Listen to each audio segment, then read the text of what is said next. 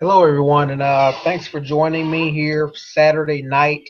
Time is now 8 p.m. Central Standard Time. It's 9 p.m. on the East Coast, and this is just kind of like a late night training. We're going to be talking about, what I talk about most of the time, calling prospects.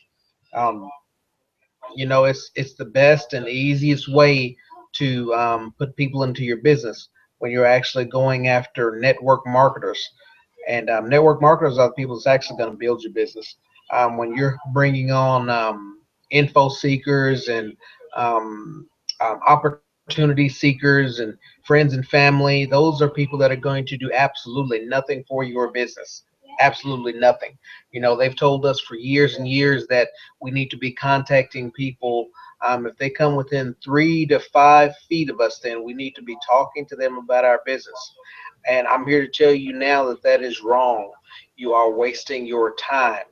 You're wasting valuable time that you could have used to actually bring real people into your business because not many people are actually built for network marketing.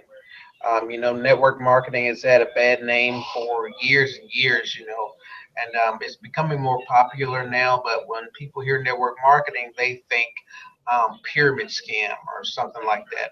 And it's one of the best ways, in my opinion, for a person to start their own business, especially if you don't have a lot of money to start your own business. I've had a couple of different brick and mortar type businesses before, and you end up tying thousands and thousands of dollars into these businesses, and you don't see a return for years. Um, the first brick and mortar business I ever started was a martial arts studio, and by the time I ended that, I had about three schools in a little small town where I lived. But I had to take care of my rent. I had to take care of my utilities. I had to buy different products and services, to keep the school running.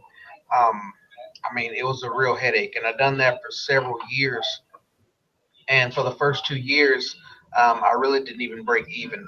I mean, I saw money coming in from people joining the school and purchasing products, that I bought wholesale. But um, like I said, for the first couple of years, there was really no profit in it whatsoever. That kind of had to be built up. And now, when I started network marketing, the profit started immediately because there was no overhead on rent and electricity and all that stuff. I done it all from my home, and when I started doing it from my home, I actually set up an LLC. So now I'm able to write off everything in my home. I write off a portion of the electricity. I write off a portion of my internet cost. Anytime I'm buying postage to send things out, that's being wrote off. I even wrote off my water bill. Okay, so and the whole part of my basement in my home I count as my office. So basically, my basement is the full area of my whole home. So I'm basically writing off the entire house, basically. So that's a good thing about starting in your network marketing business. Now, calling. When you're calling network marketers, there are four basic principles that you want to follow. Okay, four basic principles. You want the introduction. You want to make sure that you're introducing yourself when you call these people and make sure that you tell them where you are from. Okay. A lot of people think that if you tell someone that you're from some big city or something, that's going to make you look good, but that's not. Okay. Tell people where you're actually from. I'm from a little small town, it's a little small French town that not a lot of people have heard of, but I always tell people, hey, I'm from Cape Girardeau, Missouri. If you're from a little town called Smallville, USA, you let them know, hey, my name is Montez Moss. I'm from Smallville, USA. Tell them where you're from. Don't grab some big city just because you think it's going to make you look like a big shot. That's one of the reasons a lot of people are failing in network marketing now because they're trying to pretend to be something that they're not, and people are tired of dealing with people that basically lie, scam, and cheat. There are a lot of people in network marketing, that are lying to you. They're cheating you out of your money, and people can tell. People can really tell when somebody's lying to them and just trying to get over. Have you ever had somebody contact you in network marketing? You say, "Well, how much money are you making in the company?" And they kind of beat around the bush, and then they say something crazy and ridiculous. Oh, I'm making $10,000 a month, but then they'll never show you any documentation or proof that they're making what they're making. Okay, a lot of people are talking the talk, but they're not really walking the walk. Okay, so you're going to have to be very, very careful of who you associate yourself with. That's why I say to be very, very real. Okay, so when I call people, I'm giving them the introduction first. Let's say I'm calling, let's say Rick. I say, hey, Rick, this is Montez Moss, and I'm calling from my home here in Cape Girardeau, Missouri. That's your introduction. Okay, we don't use scripts anymore. No scripts. We use an introduction. That is your first introduction. You're going to let them know who you are, where you're calling from. Okay. The second thing that you want to do, number two, you want to use a connector. Okay. You want to connect yourself with the person that's on the other end of the call. And since I only go after network marketers, and those are the only people that you should be going after too if you're serious about running your business, then you know that they're in a network marketing business because you've either purchased a genealogy list or you've went on websites like Manta and you've gotten yourself some free leads. There's tons of different ways to get leads from people that are in network marketing businesses. They have several companies out here that'll just give them to you for free because they're trying to market their products. So they'll just give you some free leads, with phone numbers. Go ahead and take them. But we're contacting these people, so now we want to connect with them. Okay, so I call and I say, hey, this is Montez Moss, and I'm calling from my home here in Cape Girardeau, Missouri. Now, the reason for my call is I'm a network marketer, and I know that you're a network marketer too, or you've been involved in the industry at some point. Okay, now notice we've done two things there. Two things, and I keep repeating this because it's very, very important. We've introduced ourselves. Now we've connected. Okay. Now they know why we're calling them. They know who I am. They know where I'm from. They know why I'm calling them. Hey, I'm a network marketer. I know that you've been involved in the industry at some point as well, and knowing that they're in the industry right there, they're thinking, okay, they're trying to sell me something, they're trying to get me involved in their business, something is going on. So the red flag just kind of shoots up, ding ding ding ding ding. They're just thinking, okay, I'm going to stop this guy right where he is. But before he's able to stop you, you want to relax him, make him feel calm, make him feel at ease. Okay, so you throw in there, hey, look, I'm not trying to sell you anything. Don't worry about that. Not going to give you a sales pitch, anything like that. Okay, so now you've relaxed them. Okay, so you've done three things with them here now. You've introduced yourself. Hi, my name is Montez Moss. I'm from Cape Girardeau, Missouri. You've connected them. Hey, the reason for my call is, look, I'm a network marketer, and I know you've been involved in the industry at some point as well. Now you're going to relax, and don't worry, I'm not trying to sell you anything. Okay. Number four, this is the important one right here. Okay, this is your fishing question. Your fishing question, and before I explain the fishing question, it's like this. You're setting out on a bank, okay? You have a fishing pole. You're throwing that fishing pole out there, you got on, let's say, a live worm, okay? You get no bites. You sit there for a little while, and then you decide to change spots. You throw that bait out, and you notice that basically maybe the fish just aren't biting worms today. So you put a cricket on there. You move to a different spot, and you throw something out. All of a sudden, you start to get some nibbles, okay? Start to get some nibbles. You might jerk the line up and you might miss them, okay? But you just keep going. Now you know what the fish are biting, okay? They're after crickets today, okay? So you just keep going. You get a nibble, and all of a sudden you get that one, bam, okay? And you reel them in, Now you got him. Okay, that's what the fishing question is all about. The fishing question is throwing it in several times and sometimes reeling up nothing, sometimes missing. But then that one time when you throw it in, bam, you got them. So your fishing question in details, you're asking them, hey, I was just wondering if you'd be interested in taking a look at a fantastic opportunity. If yes, I'd be glad to shoot you over some free information. Okay, that's it. It's as simple as that.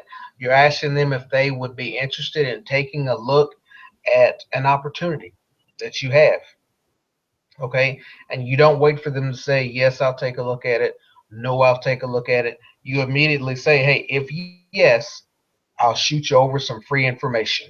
Okay, so there you have it. The four basic principles of calling with just a simple pitch. It's no script, nothing that you have to remember. And if you don't say the right thing, you kind of get thrown all off, and now you're off kilter and you're trying to scramble and make up something because you're not remembering a certain type of thing. All you're doing is basically you're remembering the the the four pitch questions. Okay, that's it. That's it. Introduce yourself, connect, relax, and fish. Okay, now what happens when you don't get a person on the phone? You get an answering machine. You have to work your answering machines just a little bit differently. You want to do the same thing, but you don't want to use your fishing question on an answering machine, because if you use your fishing question on an answering machine, people have the opportunity to just basically say no and write you off and throw you to the side automatically.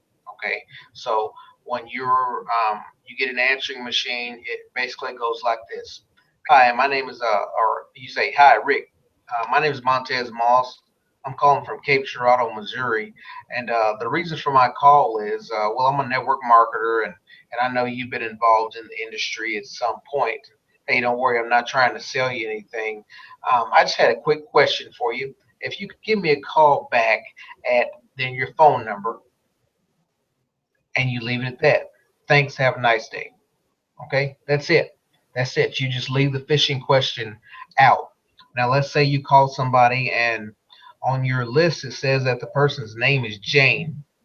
Okay, but you call and you say, hey, Jane. And the person says, no, this is Laura. And you say, oh, okay, sorry, I have the wrong phone number. Click. Don't try to automatically assume that, hey, this person's name is Laura. Well, she's probably been in network marketing too, so I'm just going to go ahead and throw it to her. Nope, don't do that, because you should have enough names in your prospecting list, your genealogy list, to not even worry about that one. Okay, just write it off as a wrong number, or write it off as a number that's been disconnected, and you're going to get a lot of disconnections. Okay, write it off, write through it, and keep going. Okay, we had special training today where we were focused on no's. Okay, um, I'm okay with that to a point, but when they said to count your no's, I do not count no's. Okay, because you're going to get more no's than you get yeses. True, you have to get through the no's to get to the yeses. Okay, it's a numbers game. When you get a certain percentage of no's, and you know that a yes is going to come, so that's good. If you get a no, that's fine. You know that you're on the right track. But there is no way that I'm going to count my no's. I only count yeses. Okay. If I'm calling people, and for one, I don't count the number of people I call in a day. Okay, because that just doesn't make sense. If you're counting the number of people that you're calling, then you're moving too slow. I go through. If someone says, hey, yes, I'd like to take a look at that opportunity, that's one. That's one, because that one made sense. Okay, those 18 no's made no sense whatsoever, but that one yes made sense.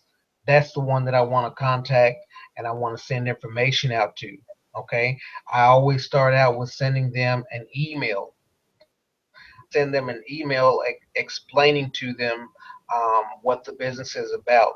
You have to make sure that your information is very, very persuasive. It has to be very persuasive. It's you have to basically put out to a person what's in it for them. They don't want to know, how well you're doing with it, and how well it's helping people and all that stuff. There's a time and a place for that. But when you're trying to get people to join your business, you have to let them know what's in it for them. How much money are they going to make? How much time do they have to put into this company? How much money do they have to invest into this company? People want to know these I things. got caught up Okay. with that patient. I don't know why. I just Let me go ahead and mute some things out here. Okay. People want to know these things, so you have to be leery of that. We've got some good marketing information out nowadays. Bob Peterson puts out some fantastic marketing information. Blair Bremner puts out some fantastic marketing information. But even that, you need to read it, because a lot of times people that own these network marketing companies, they will they'll put information out that'll make you feel good about being in the company. you know they'll kind of pat you on the back with their information, and that's not the information that you want. Okay. That's why I'm happy that we have several different marketing tools that we can use. Your marketing material has to be very, very persuasive to these people. Okay. They used to say that less is more. That was the big idea a long time ago.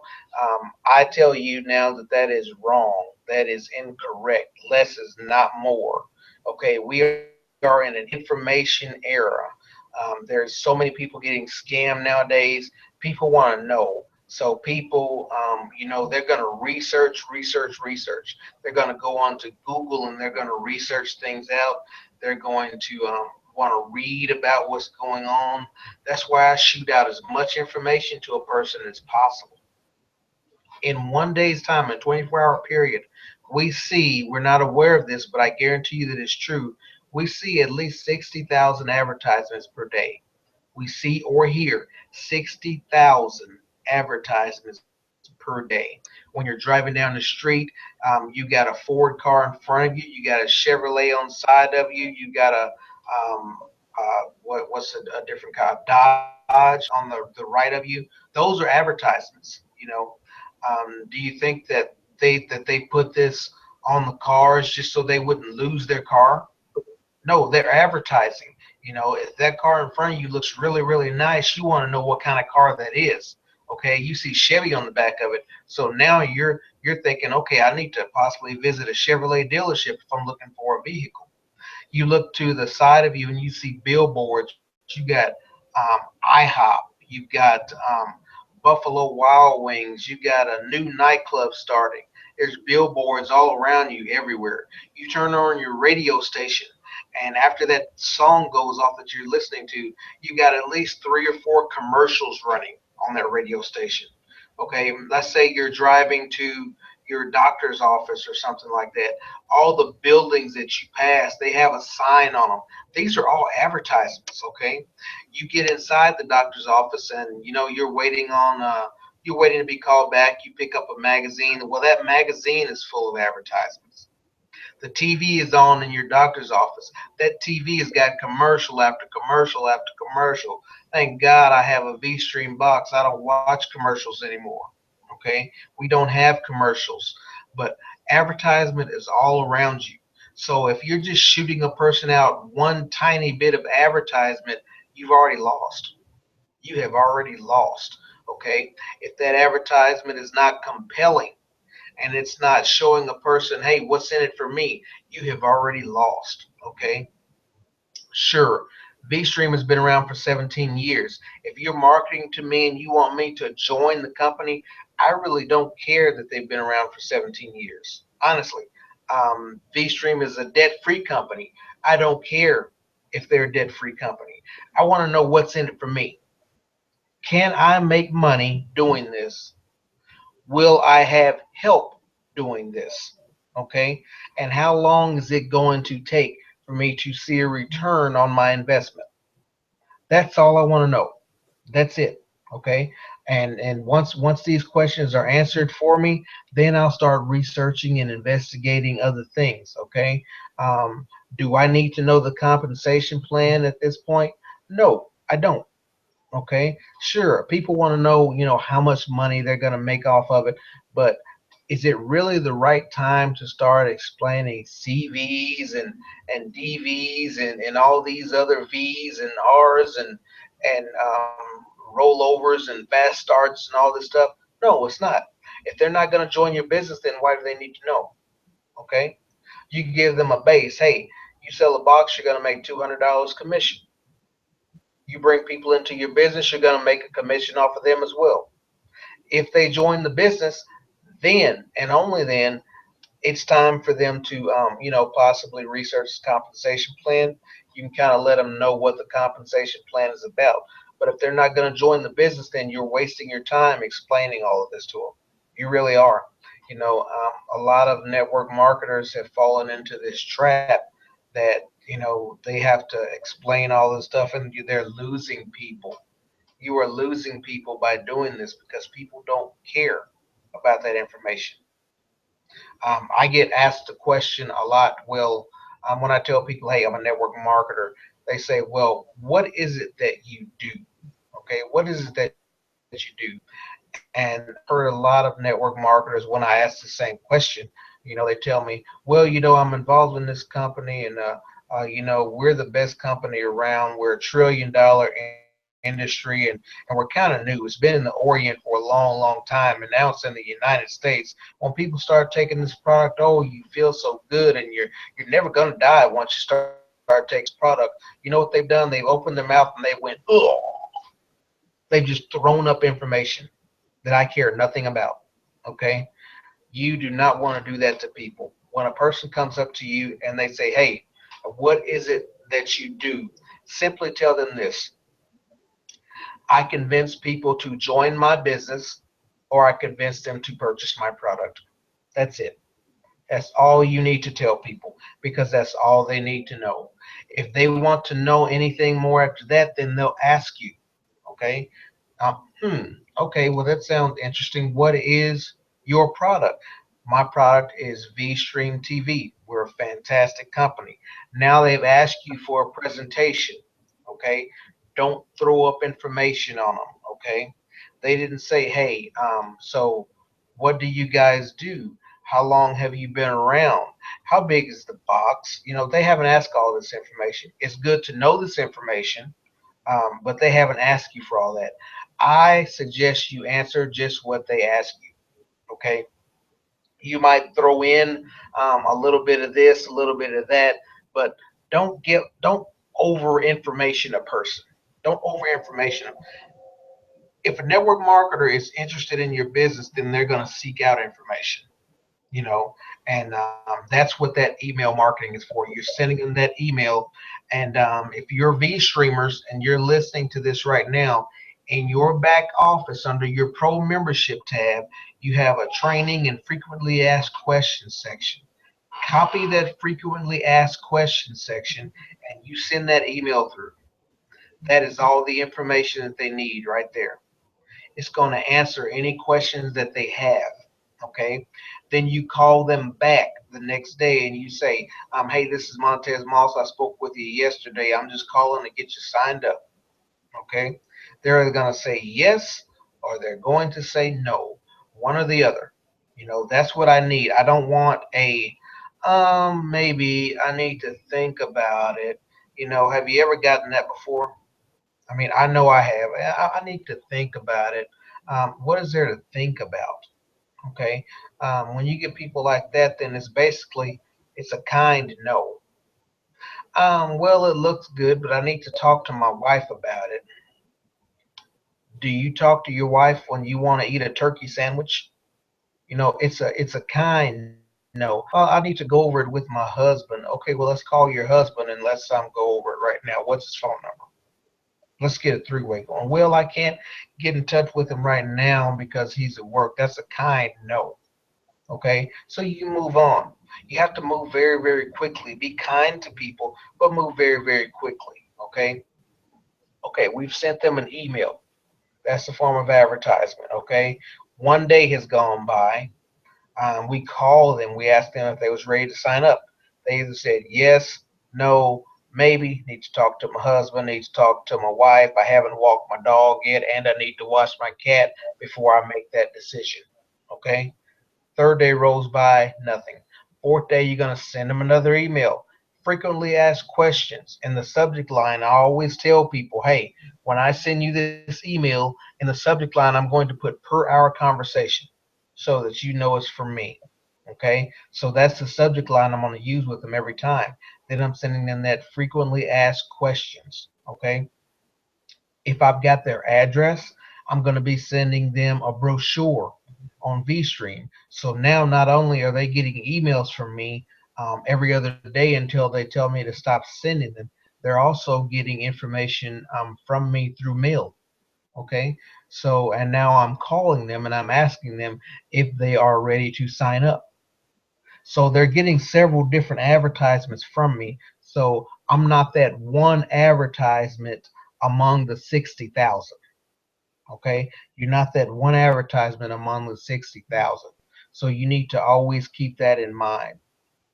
Now, like I said, calling is that's in my opinion that's the best way to get network marketers. Um, but you also want to put some money in your pocket right away. So what do you do about that? You're trying to sell this box, and the box is, I'm just gonna put it out there. The box is kind of high, okay, $399. But I always tell people, you know what? I'd rather explain an expensive price one time than to explain a faulty product several times, and that's why we're so high. Okay. Now keep in mind that when you're paying your cable bill and your satellite bill every single month for a year, 399 is not really that high. Okay. In our back office, we also offer coupons. We offer coupons to take 50% off or take 100% off, or not 100%, but $50 off or $100 off. I don't mention those things. I don't mention those things. Once I have that product sold to the person, I'll tell them, hey, if you can if you can give me three or four people that are interested in taking a look at this product, how about I take $50 off for you? Okay, get something for that. Don't just give it away because the person says, "Oh, well, 399 is just way too expensive. I can't do that." And then a lot of people say, "Well, I can take $50 off of that for you." So if they know that you can take $50 off, they might fish for a little bit more. Well, that's still kind of high. I mean, $250. That's still kind of still. Well, you know what? I can take $100 off for you. Okay, and now they're working you. Okay, so I don't offer them a coupon. I don't. I make sure I got that sale first. I got that sale first. I mean, we are on the web page right now. They're getting ready to sign, and you can go to their website www.vs2box.com to check out that box. They're on the website. They're getting ready to sign on a dotted line, and I'll say to them at that point, "Hey, do you have a couple of people that you think might be interested in this? If you do, I might be able to take a little bit off of this for you just for getting those referrals." And they might say, "You know what, I mean, my uncle might be interested in this." Oh, cool. Let me take down his phone number.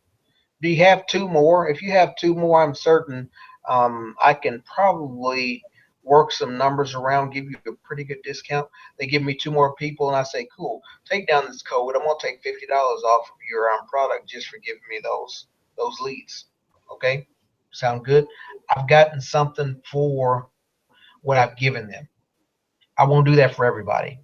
Sometimes people are really, really hard sales, and if I get them to pay that 399, I basically just stop there and let it go. In my opinion, from what I've saved on my cable bill, 399 to me is not that high. That's why I don't offer my coupons very much. I don't think I've ever offered a $100 off coupon to anyone. I mean, I would really, really have to get something out of that. Um, like perhaps maybe one or two sales before they actually purchase theirs, and then I could see myself offering that as a discount to give to someone. But hold on to your coupons. Just don't give them away just because you think you're going to get a quick sale from somebody, because a lot of times that doesn't work. We got about 15 minutes here. I have. I'll see if he wants to say a word or two. I've got Mr. Carl White on the line here. He does a lot of calling. Does exactly what I do, you know. And Carl, if you want to say something, and if you don't want to, that's fine too. I know that you're pretty well versed in calling people. I say it's because anybody can do this, folks. Anybody can do it. I'm an introvert. I was taught all of this stuff, you know. And Carl White's doing a really good job. I think he has a little over 100 people in his organization. So if he wants to share something with you now, I'm gonna give him that opportunity. Thank you, Montez. Idea here with that y'all may be. Now I know everybody's got families, or 90 families. I've that is real close, and he's real interested in the V stream. And he did kind of me that he is, but he's got to rake up the money. So I kind of did like what Montez was saying. I said, "All right, I'm recording this and I'm going to be posting on Facebook, and I don't want to embarrass him or anything." I said, "More sales." He says, "I've got several friends that I've told about this Vstream TV, and they're interested." I said, "If you can get me their information, then I'll save you some money." He says, "You don't have to do that, but I'll do it anyway." So my customer link on Facebook today, and I'll be, if I looked at my notifications, he shared my link on his. So I agree with you, Montez, not to advertise the $50 coupon or $100 coupon unless you know it's for a specific reason. You let people know, just like you said, the value of this box, because they've got Roku boxes out there that's a lot cheaper. But does it have everything that the V Stream has? What is it that the V Stream has that the Roku doesn't? The automatic updater app. All you have to do is go in there and push the updater app, and that's it. I fooled around with a Roku box. My wife still watches. Used to have a what do you call it? At the time, it was OXBMC or something like that I ordered offline before I got introduced to Vstream, and it took me nearly all day to get everything that the Vstream already had whenever I got it in the mail. All I set up my internet search, and that practically was it. So that right there is worth the $3.99 itself. When I went down and tried to get dish satellite, that's going to charge me $349 to come out here, hook me up, and then I'd have that monthly payment. So I had to make a choice that I want to pay $349 at the time. That was the Vstream 1. $349 for the Vstream 1 and never pay another bill. Or do I want to pay $349 for the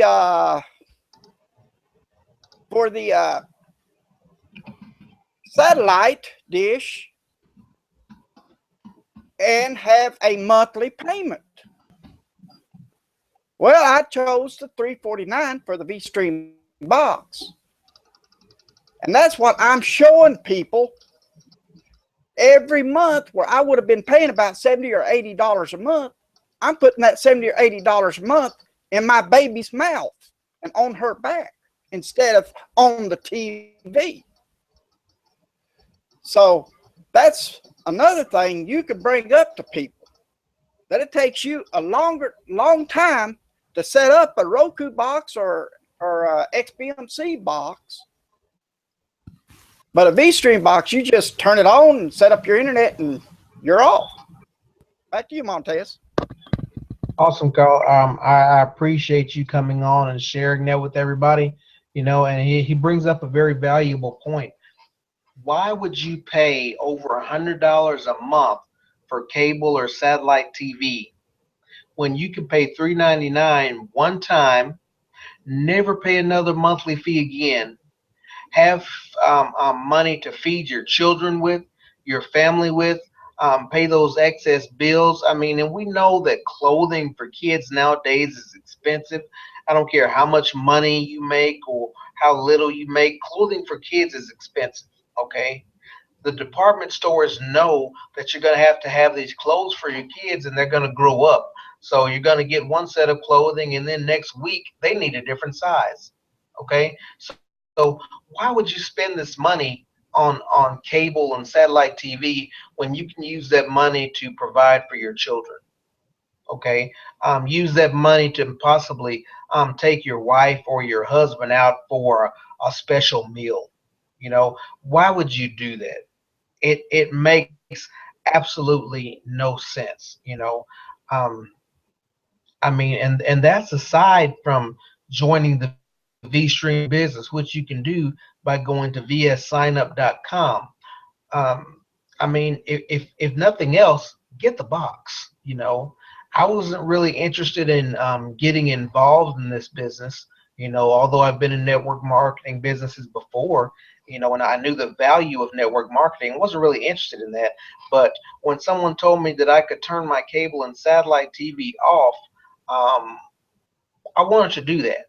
Okay, so I got it, and once I turned it off and I realized that all the TV shows that we like, all the movies, that the types of movies that we watch, all we have to do is get on this box and type it in the search line, and it comes up, and we can go to different areas. It says most people watching, most popular in theaters, new releases, movies that we've never seen before, everything that's on Redbox, everything that's in your video stores we have.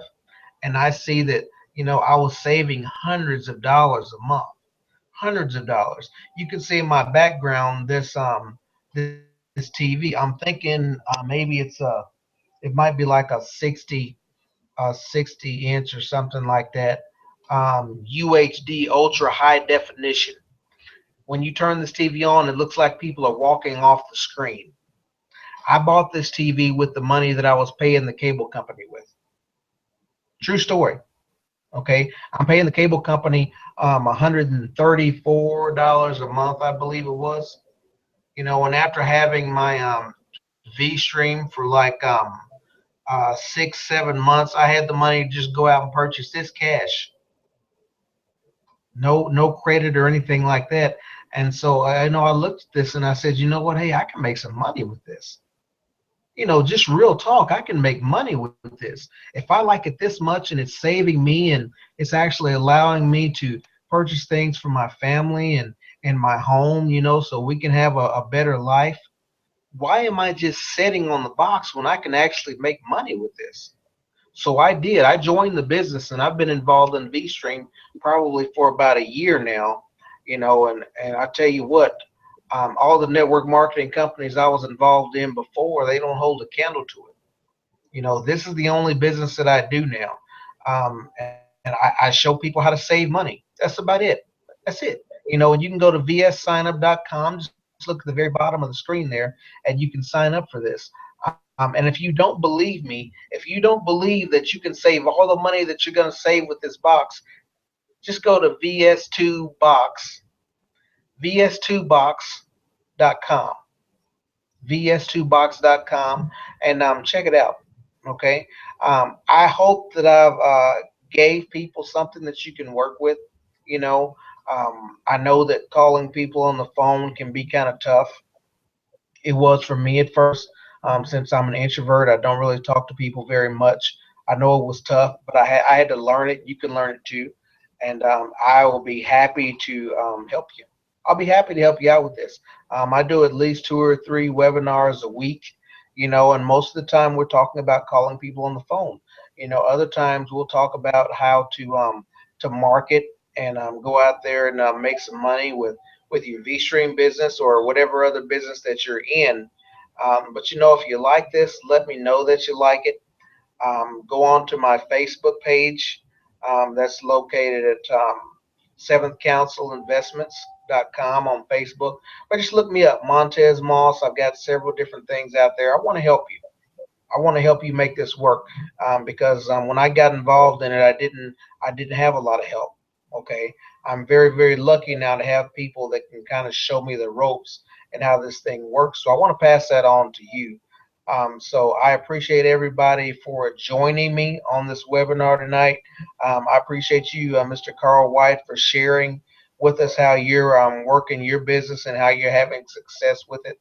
And I look forward to seeing everybody on the next webinar, which will be Wednesday night at 8 p.m. Central Standard Time, or 9 p.m. on the East Coast. Thank you, everybody. Bye bye. Bye.